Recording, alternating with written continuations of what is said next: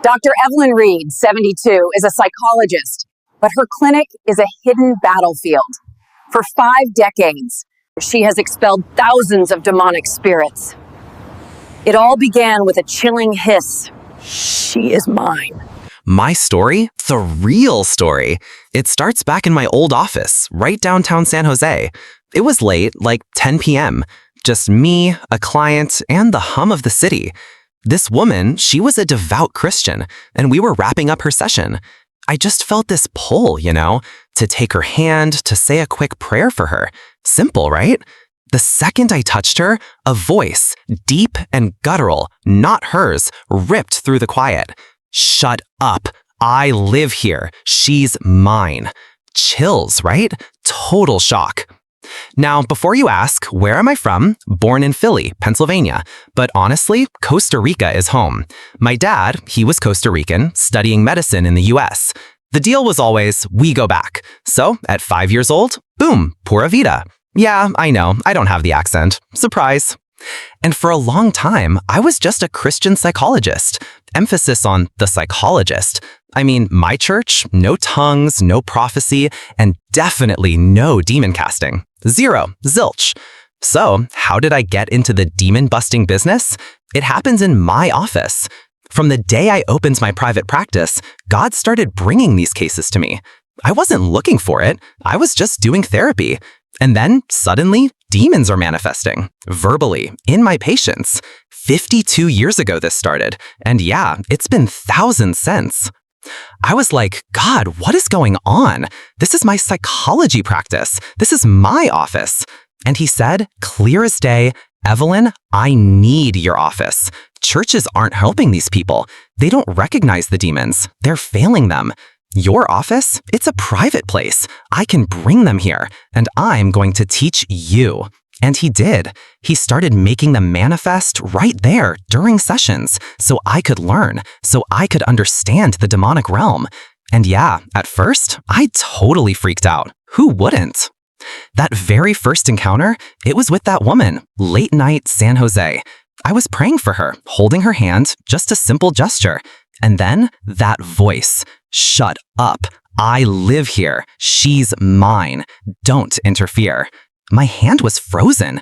Do I let go? What do I do? I knew instantly it wasn't her. It was something else, something demonic. We live here, they hissed. Plural. My brain short-circuited. Multiples?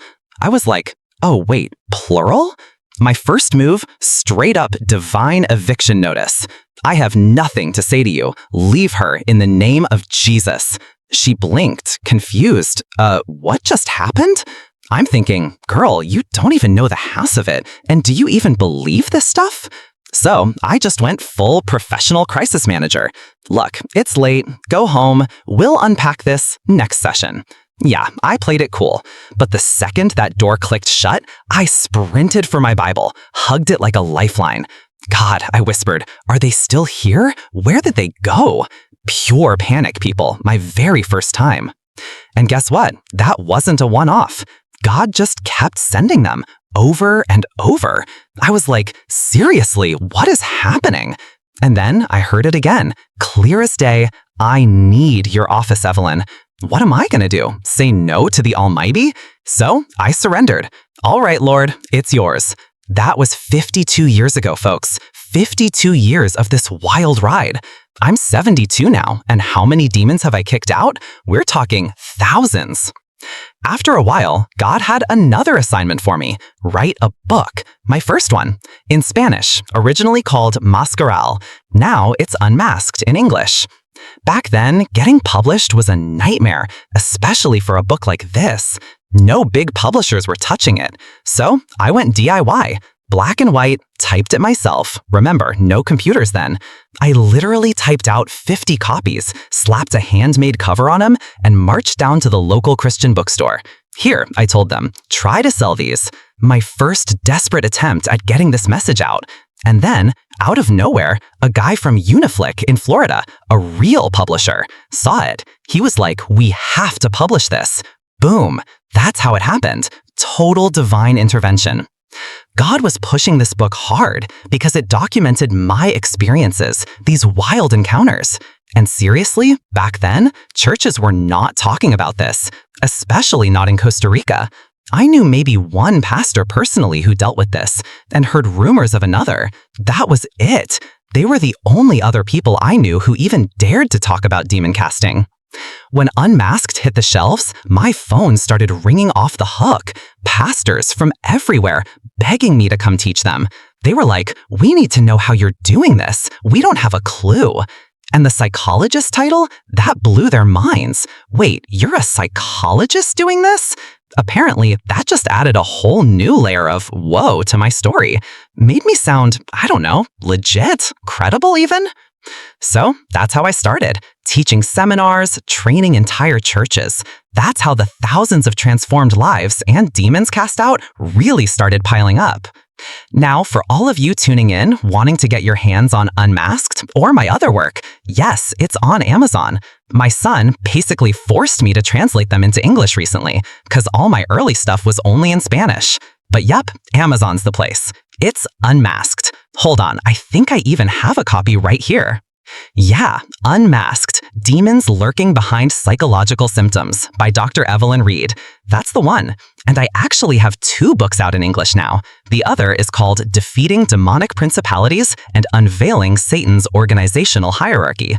Because, let's be real, God started me off on the easy cases, the lower level demons. Then things got complicated. You mentioned lower level demons. Oh, a hierarchy? Absolutely. Think corporate ladder, but for pure evil. And honestly, pretty quickly, God started throwing me into the deep end, introducing me to the higher level demons. I'm telling you, I was not ready. Like, is this for real? But he just threw me in. No choice but to learn on the fly, with him as my constant, terrifying, yet ultimately amazing teacher. Seriously, he was my only trainer. No internet, no YouTube tutorials, no self-help books on advanced demonology for psychologists. Just me, God, and the Holy Spirit. And you know what? Best trainer ever. You want to know what happens in those thousands of sessions?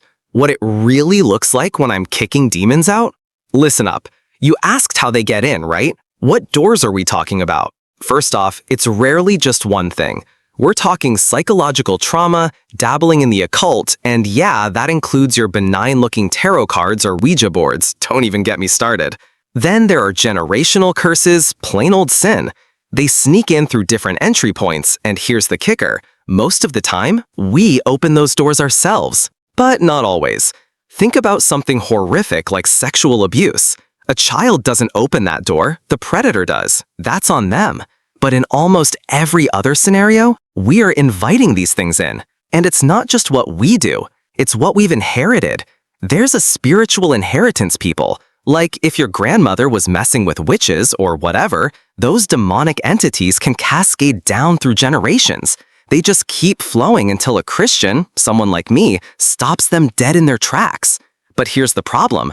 Most churches aren't teaching people how to shut these things down, how to get rid of them for good.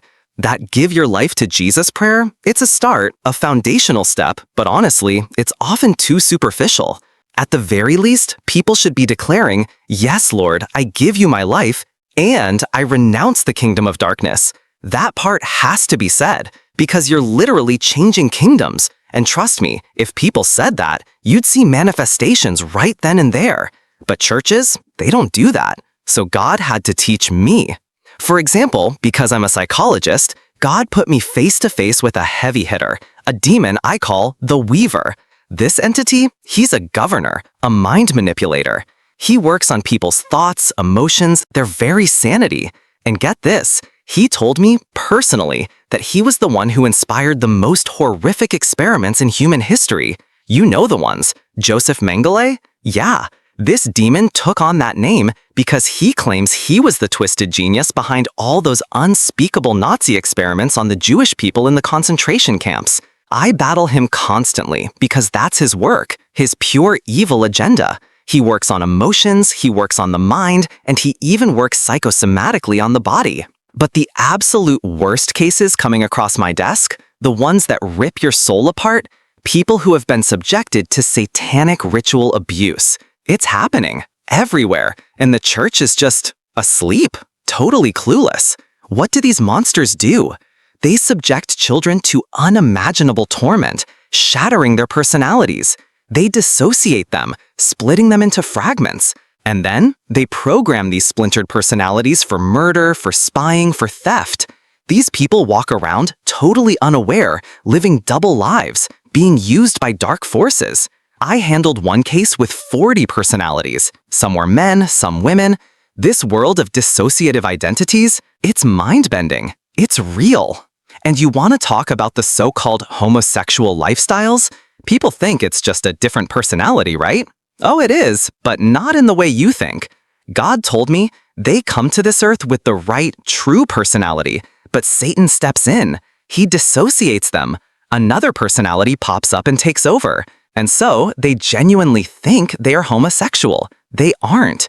God didn't make homosexuals. They weren't born like that. Unless, and this is a big unless, they inherited a spirit of homosexuality from their ancestors. See? It's never a cookie-cutter thing. It's incredibly complex. No one-size-fits-all solution here. Every single case is different, a unique battleground. So, how do you even know if someone has a demon? My position? Listen, everyone needs spiritual deliverance. Every single person on this planet. It's impossible to live in a world controlled by Satan, as Jesus said, without being touched, impacted in some area of your life by a demon. Now, some people's theology just won't let them accept that a Christian can have a demon inside. But okay, let's talk reality. Look, some folks argue demons can't really be inside a believer. For me, been there, seen that. But even if you believe they just influence you, you still gotta kick them out, right? And here's the kicker. Most churches totally drop the ball on teaching people how to confront their own stuff. So God, in his infinite wisdom, decides to give me a masterclass. I'd been expelling demons for years at this point, right? And then he hits me with it. Evelyn, you need deliverance. I was like, what? Me? Lord, I've been a church kid my whole life. Never touched a cigarette, never really went into the world. I need deliverance? And he just said, yup. He pinpointed it. A spirit of fear. Deep-rooted. Turns out it latched onto me when I was 5. My parents took my sister and I to some old black and white matinee, Little Red Riding Hood. You know, the classic. Well, when that big bad wolf flashed on screen, 5-year-old me, total bladder failure, right there, in the aisle. My poor parents, mortified, yanked us out, my dad yelling about inappropriate content all the way. But the damage? Done. From that night on, my nightmares were pure wolf. Every single night. This hulking shadow beast getting closer, closer. I'd wake up drenched in sweat, heart pounding. And then the wolf evolved. Started seeing straight up demons chasing me in my sleep. I'd be flying, they'd be right behind me. This went on for years. I'm talking decades. I was already a psychologist, a Christian leader, literally casting out demons from other people, and I still had these ridiculous, irrational fears. Seriously, getting up for the bathroom at night, I'd be convinced some hairy, shadowy hand was gonna grab me from the dark. Couldn't step into an unlit room without flipping the switch first, even if it was my own house. Had to peek around the corner, switch on the light, then walk in. You know that feeling. A lot of you watching right now probably do. That little night light, that sound machine hum. Yeah, that's fear, folks. So, how did I finally blast that fear spirit? God told me, plain as day, Evelyn, you're going to break this yourself. Learn the ropes so you can teach others. So, every day, I'd lock myself in my bedroom. I'd sit there and I'd talk to it. Yeah, talk to the unseen. I'd say, listen up. I can't see you, but I know you're here. I feel your slimy influence, and I'm coming for you. Then I just unleash scripture, specifically against fear. I did this day in and day out for 2 solid months. And then, one night, I was rushing, had to bolt into a dark room without thinking, without flipping the light. And I just stood there, mid-room, and it hit me. Whoa, it's gone. No dramatic exit, no feeling it fly out, nothing. Just poof. 2 months of relentlessly confronting it telling it, "You are not welcome here. You are a demon, and I'm coming at you." Oh, and I also fasted. Jesus did it, right? When he faced down the enemy, he fasted and hit back with, "It is written." That's our weapon, folks. The word, our sword. We gotta learn to use it to defend ourselves. And honestly, it makes perfect sense, right? Think about parasite cleanses. Remember back in the day, everyone did that every 6 months? Now, suddenly, no one has worms. Total lie. Everybody needs a detox. You create an environment where parasites can't thrive. You fast. You change what you eat. It's the exact same principle with demons. You gotta create an environment where they can't breathe, can't survive. You starve them out. You hit them with the truth. That's how you win. All right, let's be real. We all mess up.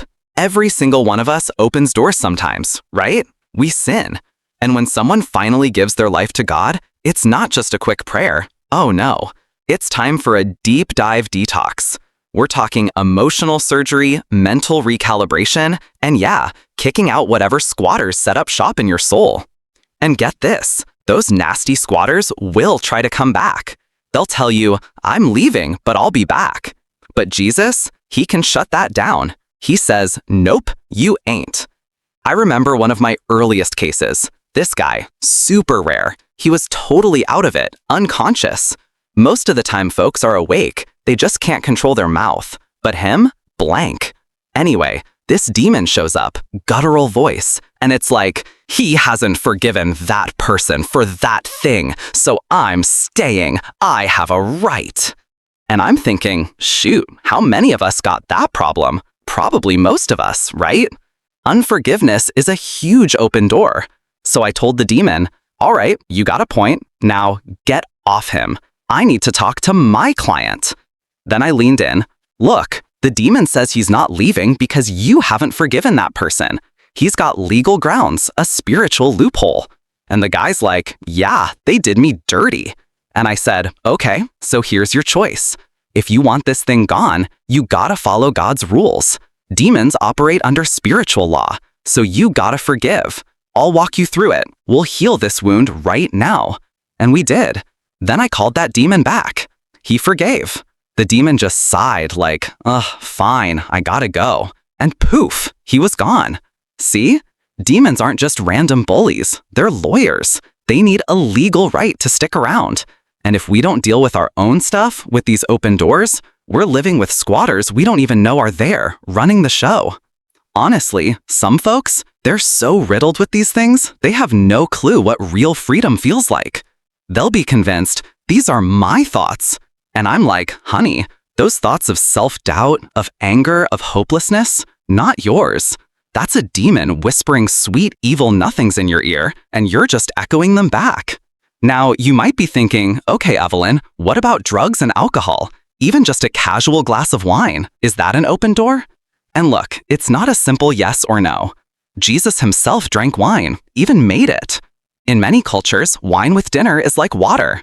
So, if you're talking about someone enjoying a glass with food without any history or tendency towards addiction, probably not an open door. But, and this is a big but, if there's any tendency towards abuse, any physical or emotional leaning towards addiction, then yes, it's a giant flashing neon sign for demons. And honestly, it's always safer to abstain. Why give them even a sliver of a chance? Same goes for excessive medicine, by the way. People popping pills like candy, that's another potential gateway. And speaking of medicine, I swear, especially here in the States, people are swallowing more pills than food. And honestly, I don't believe that's God's best for us. My dad was a doctor, my son is a doctor, but me? I'm seriously against all that chemical toxicity flooding our bodies. We just overdo it. Listen, I had a real issue with my eye once. Painful, blurry, you name it. And God, clear as day, said to me, "Evelyn, you can run to your earthly doctor, or you can come to me, your true father." I picked him. And he said, "Start speaking to that problem." So, every day, I'd talk to my eye. Sounds nuts, right? But I'd say, "Listen, eye, you were created perfect by God. You have a divine design. I reject this sickness. I command you to align with your original blueprint." And you know what? It vanished, totally gone. He taught me to wage war, even on my own body, with his word. And listen, we're all walking around with stuff, right? But Christians, sometimes we're the worst. First sniffle, off to the doctor, piling up prescriptions. Big Pharma's laughing all the way to the bank. And honestly, some of what's taught in churches about this, it's just not cutting it. Anyway, the host, Vladimir, he's like, Evelyn, we need you on the main stage on camera. People need this. And yeah, I'm all for it if it helps just one more soul. Vladimir brought up that movie theater story, how I got that fear spirit, and he totally gets it. He's like, Evelyn, I'm 38 and I still can't sleep without a nightlight. I hate being alone in the house. You hear that? It's not just me. We're talking about those sneaky little fears, the ones that just linger. You know, those things you don't even realize are holding you back. He asked, so what's the daily detox? What's the routine to keep these things from coming back? Okay, so here's my daily battle plan. First, every single morning, it's communion. Seriously, not just a church thing. Jesus said, this is a new covenant, a blood pact. So I get down, I do it, and I look Satan square in his spiritual eye and say, this is my weapon, my blood pact against every single one of your twisted pacts. Boom. Then I'm praying, I'm singing, I'm praying in tongues, staying connected, people. And yeah, I move my body. I walk. Why? Because this, my body, it's the Holy Spirit's temple. And listen, in the States, y'all are failing this. You forget. But God told me, clear as day, Evelyn, this is my temple. You better take care of it. I need you healthy. I need you strong. I need you here for a long time because I need you to keep doing this work. So yeah, I pay the price. It takes effort. You can't just pray and expect God to do all the heavy lifting. Your body's part of the fight. And speaking of bodies, you know what else is a battleground? Sugar. Good grief, America. We're drowning in it. Guess what? I had a prophet, a prophet, come to me and drop this bombshell. Evelyn, God says, lay off the sugar. I was like, I stopped for a bit, but that stuff is addictive, right? It crept back in. So, a couple years later, another prophet, same message. Evelyn, quit the sugar. I was mortified, like, oh God, I'm so ashamed I blew it. But it happened again. I tried, I stopped, it came back. And then a third prophet, clear as a bell. Evelyn, this is your last warning about this. Get that sugar out of my body. Man, if only people would listen to God. He's got so much to say that we just miss. And speaking of hearing from God, let's talk prophets. Yeah, prophets. For the longest time, I didn't even know they were still a thing. Then God starts sending them to my office as patients. Because guess what? Churches don't know what to do with them. They don't understand. Here's a bombshell for all you experts out there. Christian shrinks, listen up. You have to get the demonic realm. Why? Because so many people you're locking away in psych wards, pumping full of meds, or even worse, electroshocking, they're not crazy. They're prophets. Yeah, I said it. They hear voices, they feel things, they see things, because they're wired differently, divinely. But nobody has ever told them. So they tell a doctor, I hear voices, and boom, they're labeled, medicated, zombified. It's a travesty. God desperately needs these voices right now. They are critical. Folks, we are on the edge of something massive, the Great Awakening, the final harvest. God told me, Evelyn, 4 years. That was this year, people. Last year, he said 5. So we're down to 4. This isn't a drill. This is humanity's last shot, its last call for salvation. And let me tell you, we're going to need all hands on deck. This isn't just about the church being ready. No, it's about you, every single Christian. You need to know how to share Jesus, how to stand on his word, and crucial for what's coming, you must know how to kick out demons, because the spiritual temperature is rising. The demonic activity, it's already bad, but it's about to explode. And guess what? Most people aren't being taught this stuff. Not effectively anyway. And let's talk about sickness. You know, those persistent aches, the autoimmune battles, the stuff doctors scratch their heads at. Look, I won't say all diseases, but a lot of them, either you're treating your body like a dumpster, or there's a demonic entity in there, pulling the strings. You have to learn to confront it. Vladimir, you asked if I've seen demons linked to physical ailments. Oh, honey, absolutely. I had this woman ravaged by cancer. During a session, the demon manifested. I demanded name, and this chilling voice hissed back, I am sickness. My companions are despair and oblivion. We're all here. I commanded them out.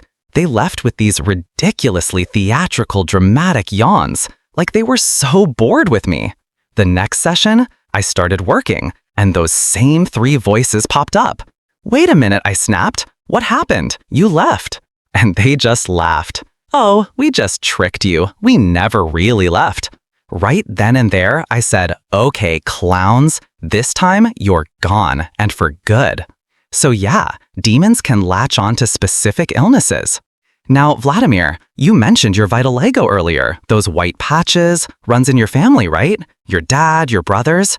You asked if that could be connected, and my answer is, it could be, absolutely. But even if it wasn't demonic, Vladimir, God's power trumps any disease. Hear this. Even a demon once sneered at me. You Christians, you have no idea the power you possess. Jesus holds all power, but you mortals, you don't know how to wield it. This demon told me, nothing is impossible for your God. Think about that. So yeah, God can do anything you need. But, and this is key, there's always a price to pay. Jesus paid the ultimate price for our salvation, right? Well, for anything you want God to do in your life, you gotta be willing to pay His price. And to know that price, you need your spiritual ears wide open so He can tell you. How do you keep those spiritual ears peeled, you ask? What are the actions? Well, not everyone. Okay, so you want to know how to keep those spiritual ears peeled, how to really hear from the big man upstairs? Look, not everyone's got that prophet-level hearing where it's crystal clear. But guess what Jesus said? My sheep hear my voice, period. So the more time we spend with Him, the more we lean in, the more we try to listen, the clearer it gets. Or, yeah, sometimes He'll use a prophet to drop a message. But seriously, He wants everyone to hear His voice. Everyone. Why? Because that's how He guides us. I don't have some magic power to tell you exactly what God says about your specific illness, for example. I'm not a fortune teller. But there are people who get it super clear. And get this, God can speak in dreams. He speaks to me in dreams all the time. Usually, it's right when I'm about to wake up, like a download hitting just before I'm fully conscious. Like the time He wanted me to write my first book, Unmasked. Remember that? I had this dream. It was nighttime, kinda early evening vibes, and I'm just strolling down this old cobblestone street. I spot this tiny, cozy gift shop. Naturally, I wander in, just browsing, seeing what they've got. This super sweet old guy is behind the counter, working. I turn to leave, wasn't planning on buying anything, right? And he stops me. Wait, I have something for you. I'm like, oh yeah? What? And he hands me this pen. Not just any pen. This thing was magnificent, unlike anything I'd ever seen. Here, he says, this is yours. I woke up immediately, totally wired. Okay, God, I whispered, what was that all about? And it hit me. What's a pen for? Boom, writing. Back then, no computers, so a pen was the tool. That's when the writing ministry exploded, when I started churning out those books. So yeah, God can speak super clearly in a dream. It's wild. And speaking of wild, Vladimir, my host, reminded me that his entire podcast, God's Voice Today, started because of a face-to-face encounter with Jesus in a dream. Can you believe it? Jesus told him he'd help him launch it. It took Vladimir 9 years to learn everything, but it happened. Less than a year in, over 100,000 subscribers. Now a second channel, nearly 20,000. All from a dream. Insane. But get this, back to the my sheep will hear my voice thing. Vladimir was telling me just before this call. He saw this reel on Instagram, right? These people are out on a hill surrounded by sheep. 3 different folks try to mimic the shepherd's call, trying to sound just like him. And the sheep? They don't even flinch, don't even look up. They just keep munching grass. It's incredible, isn't it? Then the real shepherd says the exact same words, and bam, every single sheep stops dead in its tracks. They lift their heads, they look, and then they're running towards him, just like that verse says, "My sheep will hear my voice." It's profound, people. 3 different people tried, sounded similar, but the sheep knew. They recognized the voice. They wouldn't budge until their shepherd spoke. Powerful stuff, right? Dr. Evelyn Reed's extraordinary journey shows God often calls us to unexpected paths, especially when traditional methods fall short. Her story reveals the pervasive reality of spiritual warfare, emphasizing that many struggles, physical, mental, and emotional, have unseen spiritual roots. It's a powerful reminder that every believer can learn to hear God's voice, confront personal spiritual strongholds through His Word, and be equipped for deliverance.